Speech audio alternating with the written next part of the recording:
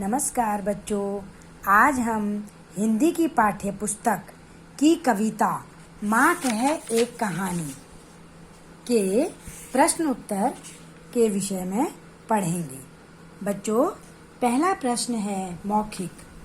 मौखिक में आपने एक शब्द में या एक वाक्य में जवाब देना है।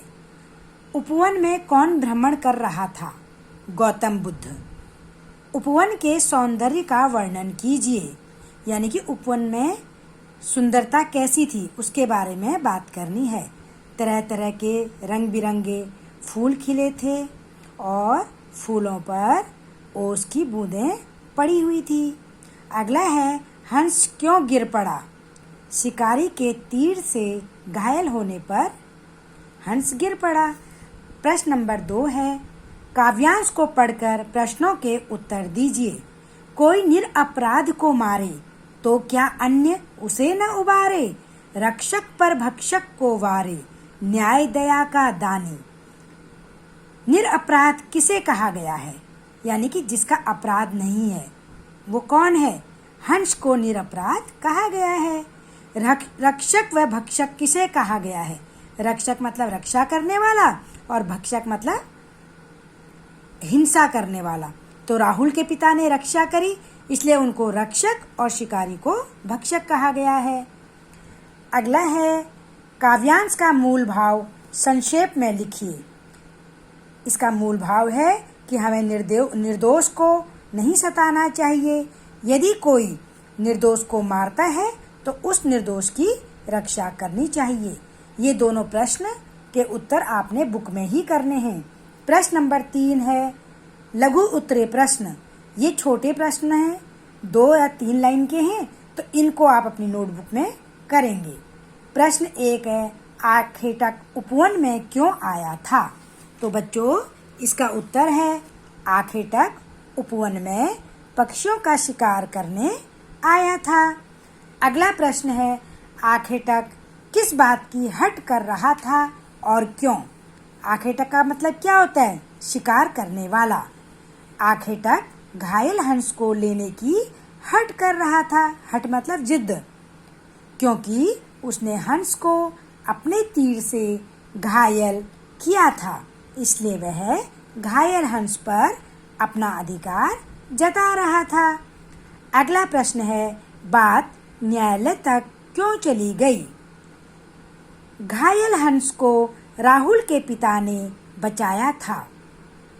आखेटक के घायल हंस को मांगने पर वे उसे आखेटक को नहीं देना चाहते थे, मगर आखेटक उस पर अपना अधिकार जताकर उसे लेना चाहता था।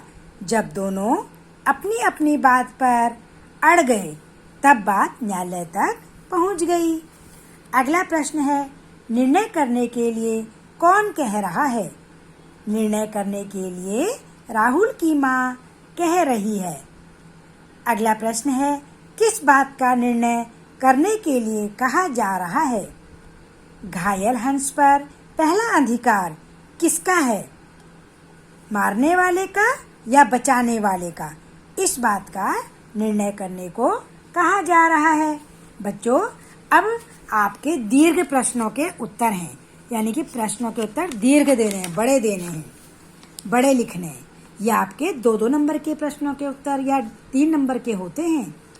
पहला प्रश्न है, करुणा भरी कहानी से क्या तात्पर्य है? करुणा भरी कहानी से कवि का तात्पर्य हंस की दुख भरी कहानी से है। शिकारी के तीर से हंस घायल हो जाता है, जिससे उसे बहुत पीड़ा होती है और उसकी जान मुश्किल में होती है। अगला प्रश्न है, राहुल के पिता और आखेटक के बीच किस बात पर विवाद हुआ था?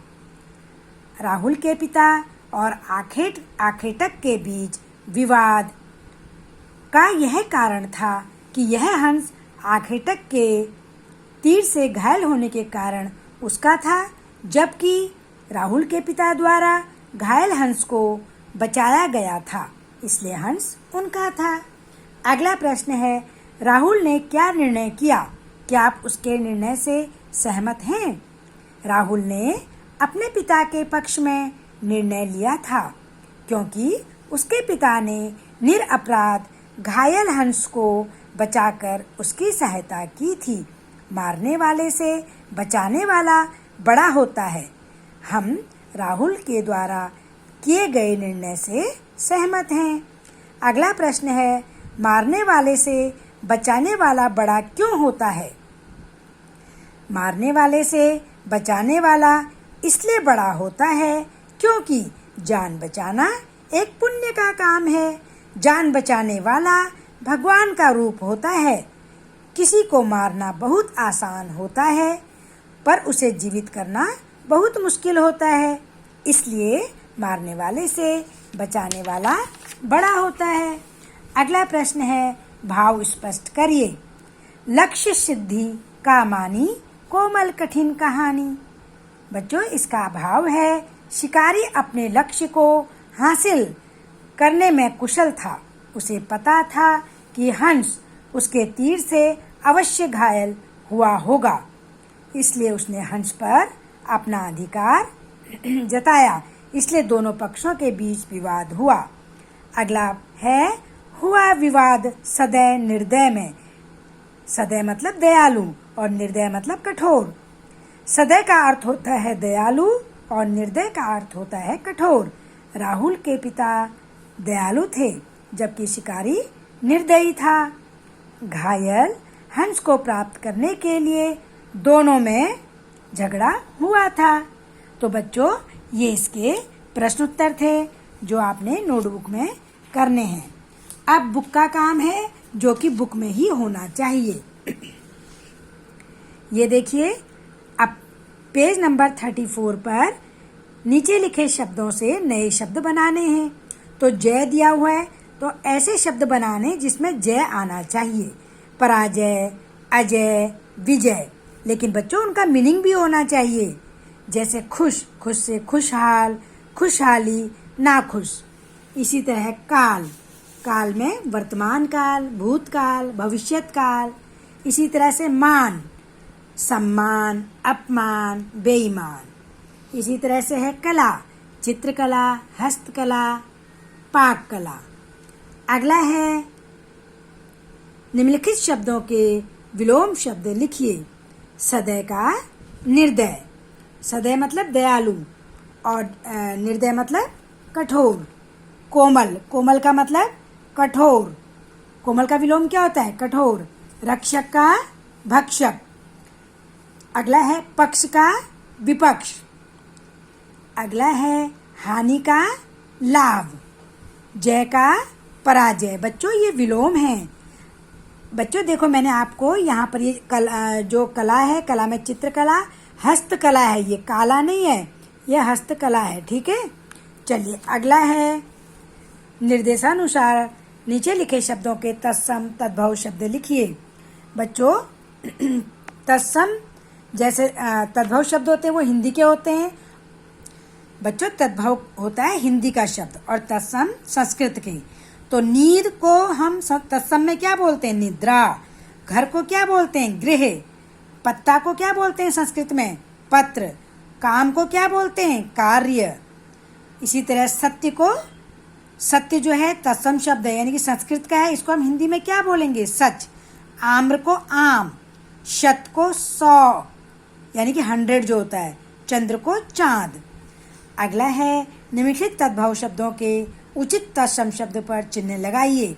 बच्चों, रात को रात्रि कहते हैं, तो इसका तत्सम शब्द रात्रि है। अगला प्रश्न है, सूरज।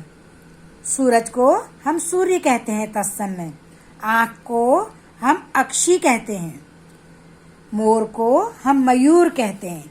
ठीक है बच्चों, अब आगे है, नीचे लिखे पद्य पंक्तियों को गद्य में बदलिए। बच्चों देखो, पद्य मतलब कविता। लहराता था सागर में जल, ये क्या लग रहा है आपको? कविता लग रही है, कविता की पंक्ति है। तो हम इसको गद्य में कैसे लिखेंगे, यानी कि उचित वाक्य में कैसे लिखेंगे? सागर में जल लहराता था। अगला है, खिले हुए थे फूल चहुं ओर, इसको गद्य में कैसे लिखेंगे? फूल चहुं ओर खिले थे, या चहुं ओर फूल खिले थे। अगला है थी करुणा हृदय में अपार। इसको किस तरह से लिखेंगे? हृदय में अपार करुणा थी। आशा है आपको ये पाठ अच्छी तरह से समझ आ गया होगा। तो बच्चों, इसमें ये सारा काम आपने बुक में करना है और जो प्रश्न उत्तर हैं, दीर्घ उत्तरीय प्रश्न और ये जो लघु उत्तरीय प्रश्न हैं, ये दोनों आपने अपनी नोटबुक में सुंदर सुंदर राइटिंग में करने हैं। धन्यवाद बच्चों।